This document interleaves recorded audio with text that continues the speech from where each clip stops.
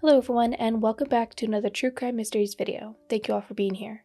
Today we're discussing 4 more recently solved cold cases thanks to new DNA evidence. Let's get into it. Number 1. Susan Tice and Erin Gilmore. Susan Tice had just moved to downtown Toronto, Canada. The 45-year-old recently divorced social worker had been alone in the morning of August 17, 1983. Her 4 children were at a family gathering, one that Susan intended to go to as well, but when she didn't show up, her family grew concerned. Her brother-in-law was the one to drive down and check up on Susan. He first knocked on the front door, but no one answered. He went around to the back of the home, and his concern grew immediately when he discovered the back door had been left ajar. The home had been ransacked. He discovered Susan's lifeless body in her bedroom. She'd been stabbed multiple times and sexually assaulted. The Toronto Police Department investigated the murder, however there was little evidence to go on. A neighbor claimed to have heard screaming around 1:30 a.m. the previous night but didn't investigate. The same neighbor also claimed to have heard someone walking around in the alleyway behind their stretch of houses, indicating there may have been a prowler looking for unlocked homes to break into. When asked for an update on the investigation, Toronto PD was quoted as saying, "We have no suspect at all," a crushing blow in a violent murder. 4 months later, on December 20th, 1983, 22-year-old Erin Gilmour was discovered by her boyfriend in her apartment and stabbed to death. Erin lived in an upstairs apartment above her job working for a clothing store. She locked the door to the store at 9 p.m. and was supposed to quickly change and head out for a holiday party. When her boyfriend showed up, he noticed her apartment door was ajar, which initially he thought Erin was going to pop out at any moment. He waited for a second, but she never came to the door, so he decided to go up. The apartment was dark. He called out to her, but she didn't answer. In her bedroom, he noticed something under the duvet in her bed. He pulled it back and found Erin's body, a horrific discovery that he would never forget. Erin was also assaulted, and the window of the crime had been narrow. Erin had closed the store, gone up to her apartment, and her boyfriend came over 20 minutes after the store closed. Investigators hypothesized that Erin might have been stalked, and the killer may have already been in her apartment when she finished her shift. Erin's father was a prominent businessman in the Toronto area, and the investigation was put under considerable scrutiny for an arrest, but despite an exhaustive search, no suspect was found. Eventually both cases would go cold, but law enforcement had one thing: DNA evidence left behind by the killer. The cases were linked in 2000, when cold case detectives were cataloging old crimes and uploading DNA samples to a provincial database. Despite the crimes being in relatively close proximity, both in location and time, and similar circumstances, the cases had never been connected. While this brought renewed hopes of solving the case, the new DNA lead didn't lead to any arrest for another 15 years. When the Golden State Killer was arrested in 2018 thanks to genealogy, Erin's younger brother Sean reached out to the Toronto Cold Case Unit to ask if the same technology could be used to find Erin's killer. They reached out to Othram Labs in Texas, and they started working on the DNA profile left at Susan and Erin's crime scenes. Initially, there wasn't a lot of hope.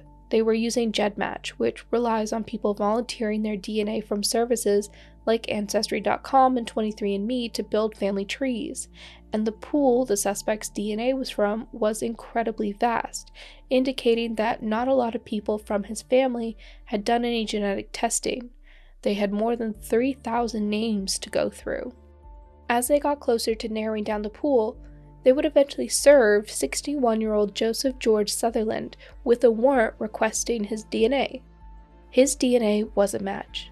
After 39 years, Toronto police were able to make an official arrest in the cold case murders of both Susan Tice and Erin Gilmour. In 1983, Sutherland was 22 years old and had moved to Toronto from Moosonee, Ontario. He lived there for only a few months before the first murder. He moved back to Moosonee in the early 2000s, where he lived since. He had married, divorced, and had children. For the last decade, he worked for child welfare services in the area. He had no criminal history at the time of his arrest. He has been charged with 2 counts of first-degree murder.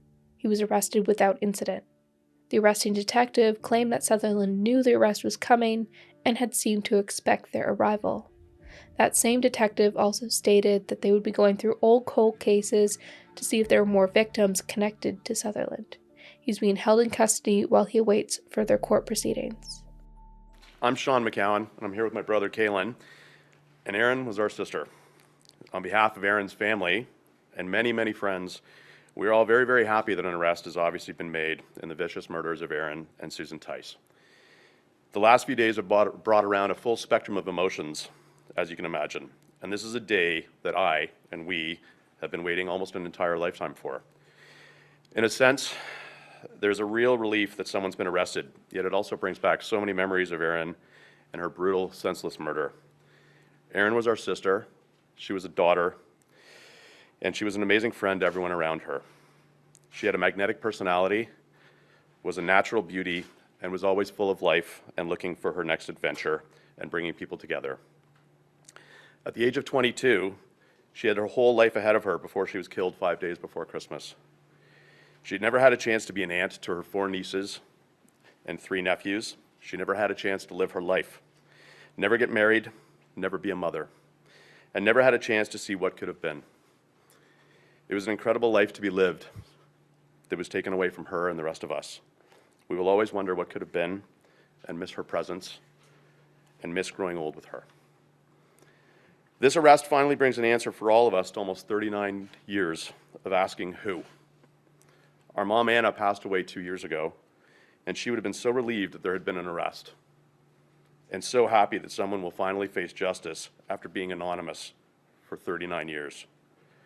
Erin's murder stayed with her, and it was very, very difficult for her to talk about it. She lost her only daughter, and she missed Erin every day.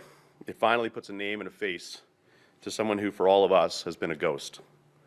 It's truly incredible we are here today. I don't want to say that any of us ever gave up hope, but almost over 4 decades, we began to wonder if we would ever get to this resolution. We're so thankful that technology finally caught up and provided the incredible detectives at TPS a new set of clues and ultimately an answer. We cannot thank the detectives at Cold Case enough. We owe many thanks to so many over the years, and I'm sure I'm missing some, but Rocky Cleveland, Vaughn O'Toole, Ray Zarb, Greg Groves, Reg Pitts, David Gracie, Bob Wilkinson, Steve Ryan, and of course, Stacy Gallant, Andrew Groves, Steve Smith, who I owe special thanks to for taking my calls and answering my questions, and every time saying, "We just need more time." Until just a few days ago when I received the best call I've ever received. You all never gave up on trying to solve this case, and we are grateful beyond anything we can ever express. I'd also like to thank all the people and techs at Parabon Labs and Othram for their dedication to allowing the science to help resolve these painful chapters in our lives. As well, many thanks to all the journalists we've spoken to over the years who helped keep Erin's case present and relevant. Erin and Susan are finally getting their day. Number 2, Mary Robin Walter. It was on January 24, 1980, when 23-year-old Mary, who went by her middle name Robin, Walter, was found fatally shot in her home. Robin was married, a new mother, as well as a nursing student in Barton County, Kansas. Law enforcement went to the home when neighbors reported hearing several gunshots nearby, and it was then discovered that Robin's body was inside. Detectives canvassed the area and quickly learned of a neighbor, Stephen Hanks, who soon became a lead suspect in the murder case. However, there hadn't been enough evidence to arrest him, and he was eventually released. Hanks was arrested and charged with another crime in 1981 when he broke into a co-worker's home. He was charged with sexual assault, battery, robbery, and burglary. He had stalked this victim for months and attacked her in her home on 2 separate occasions. He served a decade behind bars for this and was released in 1993. Robin's case eventually went cold and became Kansas's oldest cold case murder. It had been reopened and reinvestigated over the decades, but nothing notable came up. In April 2022, the case was reassigned to Detective Sergeant Adam Hales, who had restarted the investigation from the very beginning. Around the same time he was assigned the case, he also contracted COVID-19 and was isolated at home with the case, giving him ample time to go over everything with a fine-tooth comb. In the case files, he noticed there were some irregularities with some of the witness statements, and he hasn't revealed exactly what he found in the evidence box, but he found something that led him to believe that there was more evidence connecting Hanks to the murder than was originally thought. The new evidence was enough to request a DNA sample, and from there they were able to positively connect Stephen Hanks to the 1980 murder of Robin Walter.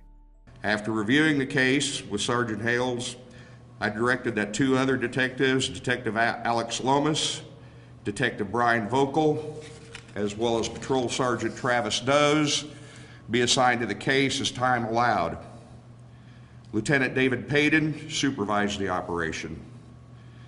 The Sheriff's Office tracked down numerous individuals that had been involved in the case in the 1980s, and many interviews were conducted as far away as the Pacific Northwest.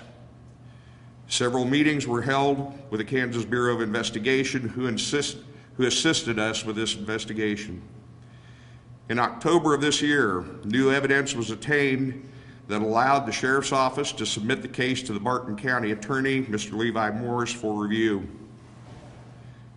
After approximately 4 weeks of review, Mr. Morris obtained an arrest warrant for murder in the second degree and the arrest of Stephen L. Hanks, age 68, of Burden, Kansas. Stephen Hanks was arrested in early December 2022 and was charged with second-degree murder. Hanks is now 68 years old. Robin Walter's parents, husband and sister, weren't able to see the arrest as they are now deceased. Robin's daughter has said that she forgave her mother's killer years ago. I was about 18. I had a rough time at that time at 18. And I got to a point where I had to let go of a lot of stuff. And so when I let go of that, I gave it to God, and I felt peace. Peace that led her to forgiving her mother's killer. I wish I could talk to him and tell him I forgave him. Number 3, Michael Sharp. In the summer of 1984, 4 women lived their worst nightmare. Starting June 3, 1984, a 25-year-old woman identified as Jane Doe No. 1 in Bloomsfield, Connecticut, woke up to a man standing over her bed. He had entered through a screen door to her apartment. He put a gun to her head and told her he would shoot her and her roommate, who was sleeping in the other room. It was dark and he blindfolded her. Then he sexually assaulted her before looking for valuables and getting a beer from the fridge. She reported this to the authorities, and a sexual assault kit and other evidence were collected. Jane Doe No. 2, a 30-year-old woman living in Middletown, Connecticut, was attacked on June 26, 1984. The man came in through a sliding door into her apartment, held a gun to the woman's head, blindfolded her, sexually assaulted her. He then robbed her and spent a while in the home before leaving. She also reported this to the police, getting evidence collected and a sexual assault kit taken. On July 24, 1984, in Windsor, Connecticut, a 26-year-old woman woke up to a man in her apartment, and again he did the exact same thing he did to the other 2 victims. This was again reported, and all the evidence was collected. On July 24, 1984, a 24-year-old mother was asleep in her bed with her 2-year-old daughter when she woke up to a man holding a gun to her head. He began to touch her. She then asked if she could put her daughter in another room. He blindfolded her and guided the mother, holding her child, to another room. She put her daughter to bed. He then took her back to her bedroom and sexually assaulted her. He stayed around the home to look for valuables and something to eat before leaving. The daughter was never harmed. All of these women have had their names kept secret. They all have similar stories, and they didn't see much. It was dark, and they were blindfolded very quickly. Authorities in these 4 places were able to notice a pattern in all these women's stories, and in 1990 they would connect all 4 cases to a single DNA source. The same man had attacked these women. Unfortunately, there was no match in federal or state databases, and through the years they were never able to find a match. The Connecticut Cold Case Unit used genetic genealogy to try and find a match for these women's attacker. Using publicly available genealogy information that had been uploaded to public databases, investigators were able to narrow down a suspect. The suspect's name was Michael Sharp, and he was a former CEO of a charter school organization. On November 9, 2020, investigators were able to obtain a DNA sample from garbage that had been left on the curb of Sharp's home. The DNA matched the 4 sexual assault kits from 1984. They were able to get a search warrant and obtain a DNA sample directly from Sharp, which also was an exact match. On November 17, 2020, Sharp was arrested for kidnapping in the first degree with a firearm. He was arrested for kidnapping because in 1984, the statute of limitations for sexual assault was only 5 years, but that was not the case for kidnapping charges. The Connecticut Cold Case Unit got a call from all 4 of these women to tell them that they had not been forgotten and their attacker had been arrested. Sharp was finally charged with 8 counts of first-degree kidnapping with a firearm, 2 counts for each woman. In 2021, he pleaded not guilty and he turned down a plea bargain for 25 years in jail, going forward to trial. On November 2, 2022, a jury returned with a guilty verdict on all counts after less than an hour of deliberations. Michael Sharp now faces 25 to 100 years in prison when he's sentenced in January 2023. I don't know, but I'm so sorry. So sorry. The 4 women, after the conviction, revealed their names to the public. No more Jane Doe.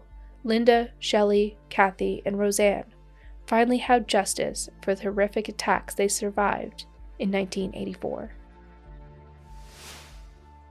Well, that's going to be it for this video. Thank you so much for sticking around to the end. As always, if you want to support the channel, the easiest way is to hit the like button. You can also subscribe and hit the notification bell so you don't miss my next upload. Other ways to support the channel are joining my Patreon or channel membership. I also have merch, which you will find linked in the description box, plus a few extras. Don't forget to follow me on Instagram, TikTok, and Twitter for more. But with that being said, thank you so much for being here and supporting what I do. It is very appreciated. That's it for me. I will see you on the next one. Bye for now.